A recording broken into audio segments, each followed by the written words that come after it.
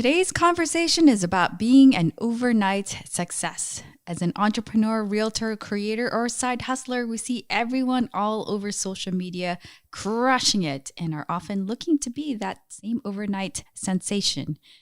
But is that a sustainable reality? Today, Shawn and I are going to talk about whether or not it's healthy to expect to become that overnight success. Today, you'll hear some of our thoughts, ideas, and the challenges that we've run into along the way, and how we've developed an entirely new way to view being an overnight success that may actually surprise you. If this is something you're curious to learn more about, then stick around because you'll be surprised by what you hear next. The Realtor 180 podcast, where valuable conversations and industry experts collide. Let's dive in and transform your business today. Before we dive into this exciting business conversation, I'm your host, Cielo D, and here with me today is San Francisco's realtor, Shawn Kunkler. How are you today, Shawn? I always say fantastic. Awesome. Oh, you're looking very dapper today. I love your pocket square. Thank you. That's funny. Jason Rowland, my good friend who's a realtor out of Chicago, he mentioned my pocket squares too. So thank you. You and him. I imagine there's a lot of thought that gets put into that. You know, one does need a little pop of pizzazz. Yeah. I don't know. Yes. I don't actually like wearing ties. Oh, really? Yeah. I always feel they're a little confining unless it's for like a special event, but on my day-to-day work, I prefer to actually not wear a tie. So I opt for the pocket square to kind of offset. Yeah, give it that little style, but not be confining. I get that. Yeah. I used to wear ties when I was in primary school in Australia. My school uniform, we wore ties. Serious? Mm-hmm. It was all girls school, correct? No, it was elementary, primary. We called it primary school in Australia. Yeah. I was Catholic, and we wore school uniforms. And No in kidding. the wintertime, we had ties and blazers. Wait, what did you have in the summer? No tie? No ties. We just had these dresses with like boat collars. Super cute now that I think about it. The Peter Pan collar, the round? Kind of. Yeah. Exactly. My sister studied fashion in school, and I remember seeing her book of collars, and I was like, I always thought there's one collar, pointy, and there's not. There's like dozens and dozens of different collar types. Yes. So I know all about ties. Although I don't know if I ever tied my tie correctly. Anyway, funny. Long story.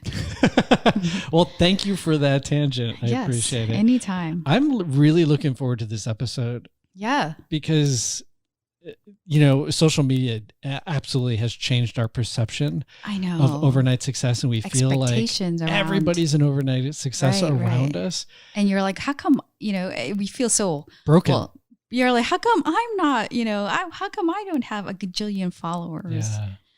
And it's like, you think these people came out of nowhere, and it's not true.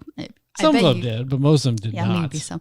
But there's a lot of work out there that goes behind it. And I think I agree. Just don't see that. And not just with social media, but any category across the board. I mean, you see businesses that look like... Oh, yeah, overnight successes, right? They look like a meteor, like they just popped out of nowhere and they're like burning bright, and you're like, oh my God, what, like, where did they just come from? And actually, like Theranos. Okay, sorry, I just watched the documentary yesterday. Elizabeth Holmes, Theranos. Yeah. She wound up getting like, I don't know, $9 billion from investors. Well, that's an overnight success. Is that success? There was no success because she got the money. She got the money, but there was no actual technology behind it. And I think it's now leading to like an incredibly large lawsuit. Right. That brings a good point is what do you define success? If you define success as, getting $9 billion, yes, she was definitely a success. Sure. Successful. That's like a successful con right there. But if you define success as like a working product that people could actually purchase and the company could have some revenue and profit from, then that was not a success. And within that, if you're not familiar with the case, they were creating this way to draw blood, but using drops of blood and not vials of blood. And with it was supposed to be this amazing technology that could basically profile your body now and then project essentially what it would need in the future. And they were trying these blood tests on, it was really sad, but like stage 4 cancer patients and people who have very compromised bodies and shouldn't be even subjected to any of that. So, I mean, it was a gross project from beginning to end. While I'm sure it started with good intent, it definitely became delusional and went into a really weird direction. Yes. But yeah, you're right. Like if you watch the media at the time, she spiked out of nowhere, seemed like an overnight success. Yeah. But again, there's always a lot happening behind the scenes that we're not always privy to. Remember when the Pokemon Go blew up? I mean, it was that seemingly came out of nowhere. Out of nowhere. It just like skyrocketed. I mean, it was like 1 million downloads a day on the app. It was like staggering numbers. Yeah. And the creator was being interviewed. And the person interviewing him said, how does it feel to be an overnight success? Right. And the creator's like, we were an overnight success. I've been doing this since 1998. Yeah. Yeah. So he's been doing the work, doing the, practicing the craft, whatever. He's been doing the work for a long decades. time, like an incredibly long time. But the thing is, nobody saw that, right? That's why it seems like an overnight success. It reminds me of an iceberg. When you see an iceberg floating in the water, you see a very small tip sticking out, which is like 5% of the entire iceberg. Right. That means 95% of this mass is sitting below the surface. Right. And that is so often the case. I totally agree. And I think the reason why we came up with this topic was because I had just watched Queen's Gambit. Yeah. And the actress there is Anya Taylor-Joy, I think is her name. Mm-hmm.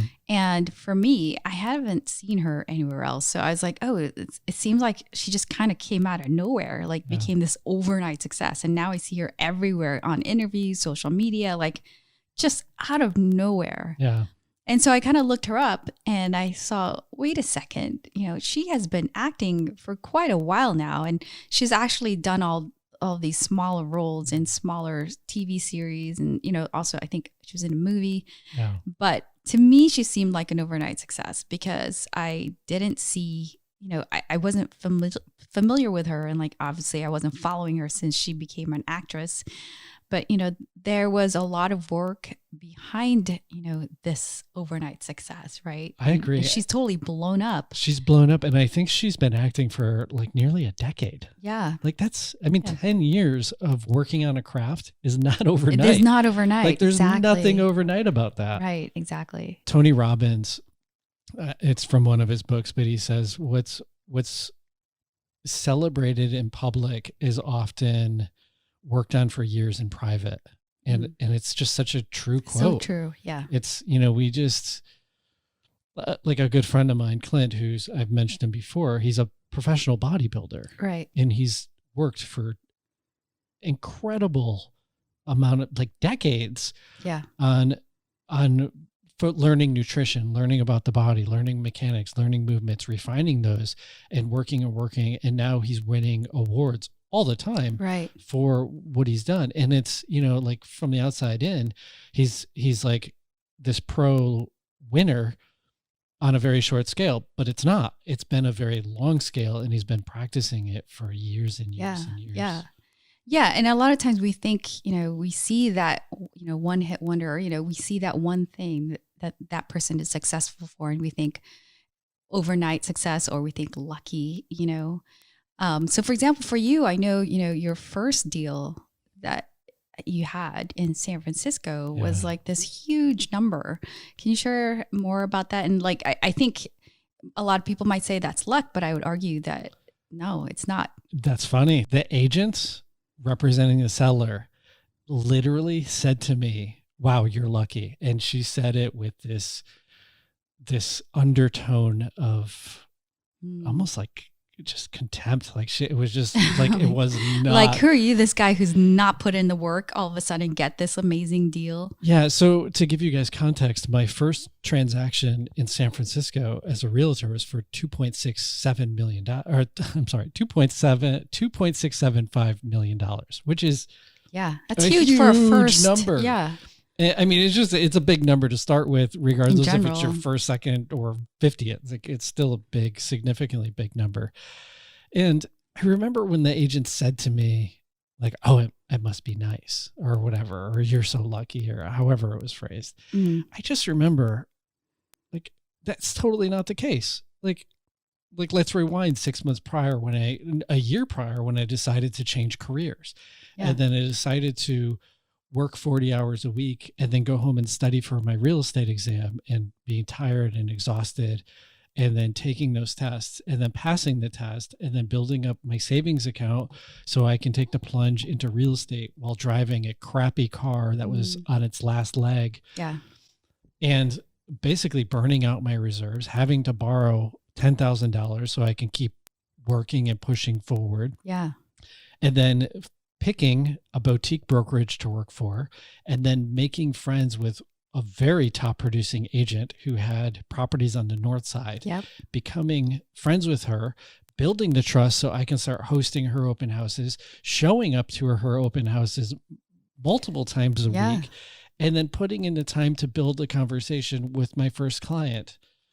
To get to that point. There was so much work. I do remember when you first started out, you were hosting so many open houses. Oh my God. And I think more than your typical agent. And I feel like because you were doing that so often, you kind of learned, kind of like the ins and outs of, what works and, the questions clients ask. So I feel like that there was a lot of work behind that. One of the simple strategies that I love is, how do you compress time?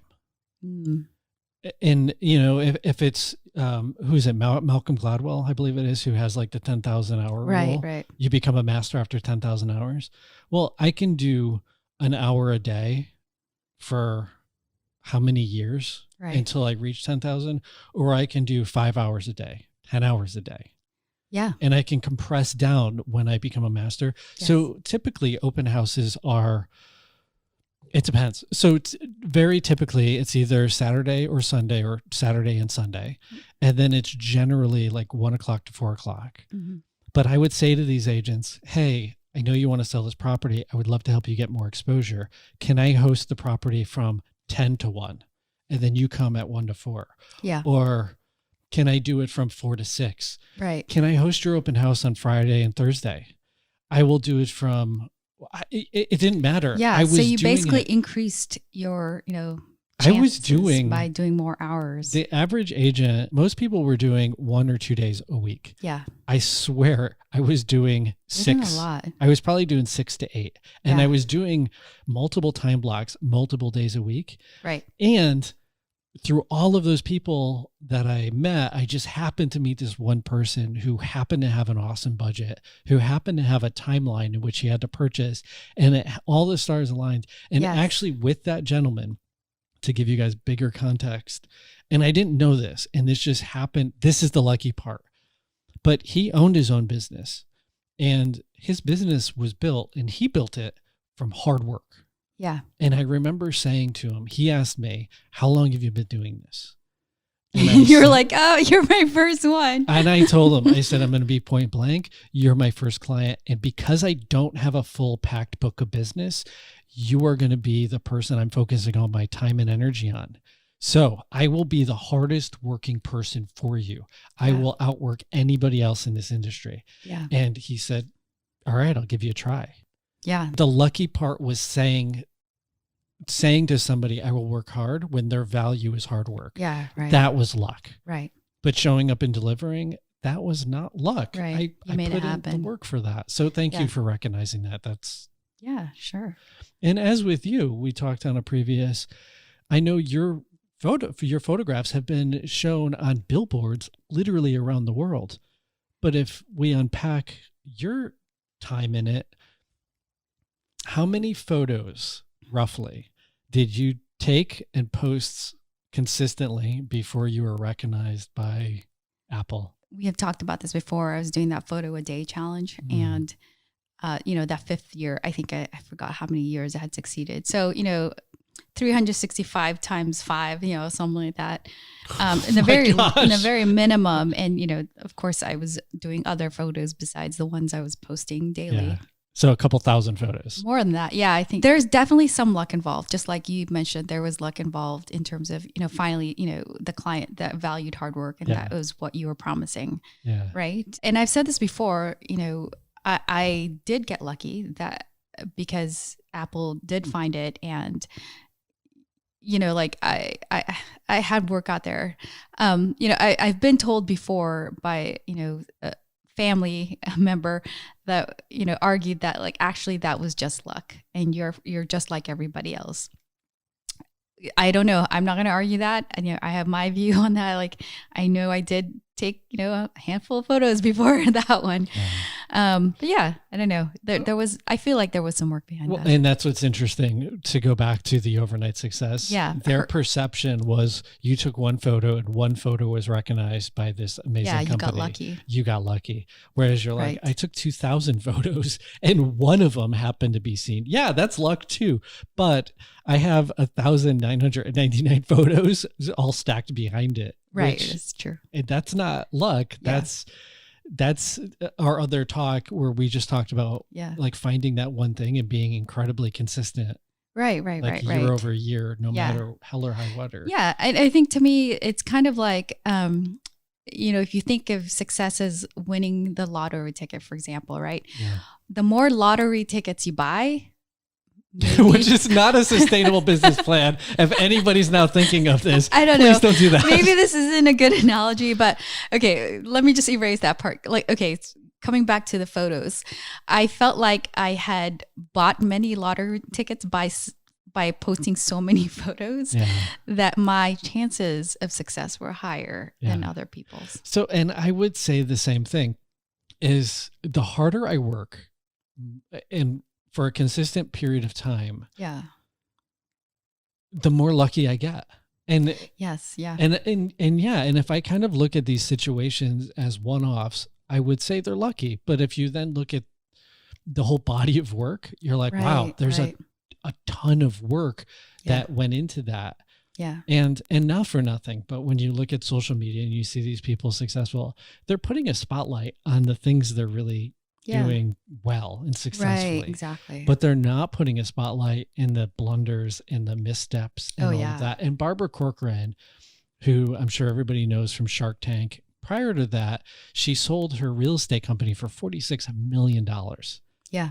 And she's obviously very well known for her successes. And she just straight up and is honest during an interview. She's like, yeah, because everybody knows my successes because I don't talk about my failures. Right. I put a spotlight on my successes. Right.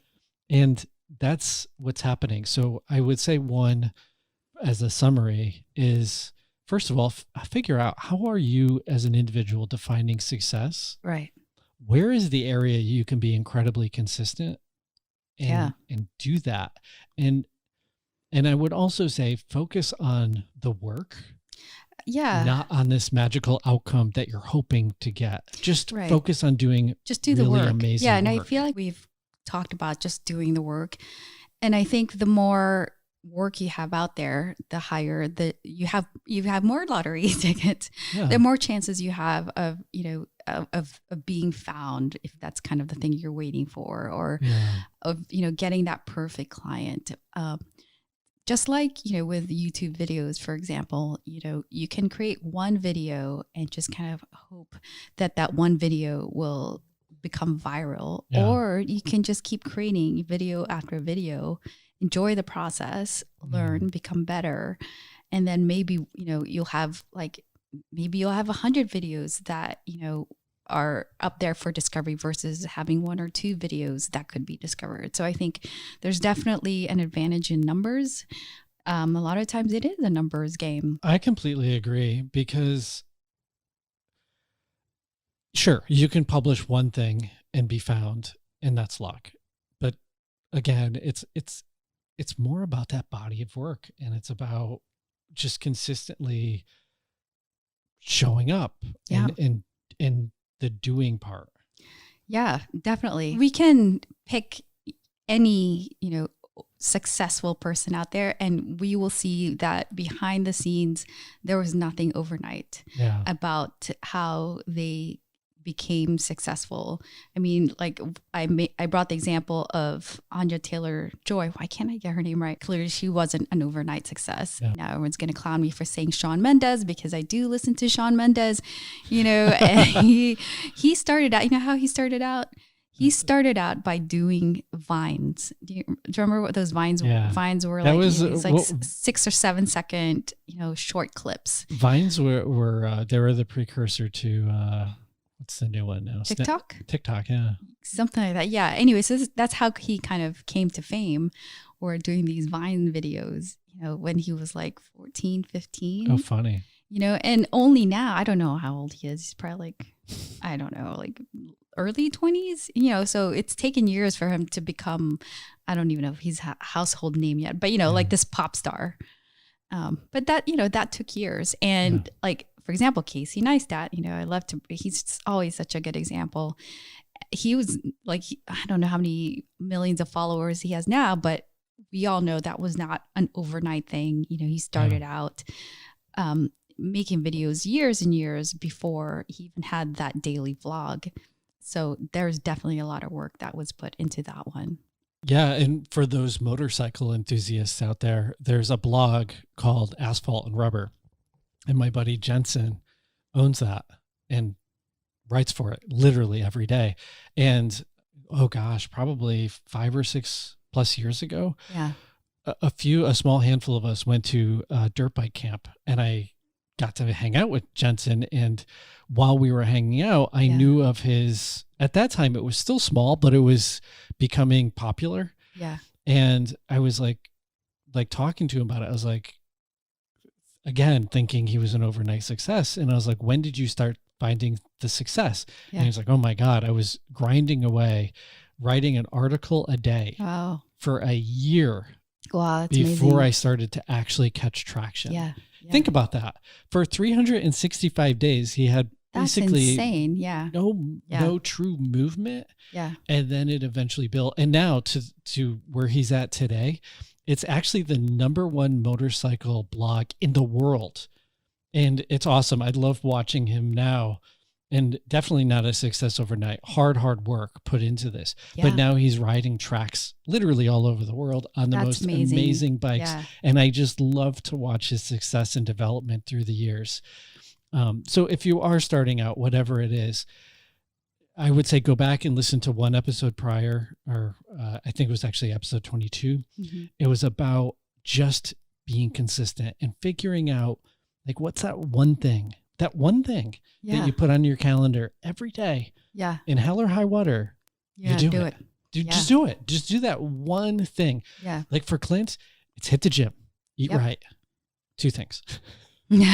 For Jensen, it was sit down and write. Right. In like Seth Godin, I think he was doing a blog post a day. Yeah. Yeah, that was back like the dawn of the internet, and he was just writing one a day, and still does it, I believe. I think so. That's an incredible streak. I don't know his number. I would have to look it up, but it's like a crazy astronomical long period of time that he's written consistently. Yeah. Every single day. I have huge respect for people that can do that, and prove me if I'm wrong, but I don't know of anybody that has done the work and nothing's come of it. It's true. I don't know any. If you are that person, like, feel free to just say so in the comments and let's talk about it. But I feel like I don't know anybody that's done the work and nothing's come of it. Yeah. I think something always comes of it. Something always does. Something always spawns and it sparks the new idea, the next thing. And it's like, that's geometric growth. Like, it doesn't just grow in one direction. It grows in like it expands these new shapes. Yeah. And to your point, it's like nothing ever bad came from just doing the hard work. Right. I don't know anything bad that could happen from that. I really don't. Yeah. Except that you have to do the work. And I think part of the reason why some people don't want to do the work is they maybe pick the wrong thing to do, like the wrong work to do. That's a whole nother topic. And that just goes to find that thing that you're passionate about, find the joy in that activity, and just work your butt off. Totally agree. And I think that's the best summary. I do think so too. Yeah. And I think there is, I'm sorry to break it to you, but there is no overnight success. And you kind of have to do some of the work a little bit. Yeah. There's no magic bean. There's no silver bullet. Wah, wah. There's no overnighter. Like, Nope. Just do the work.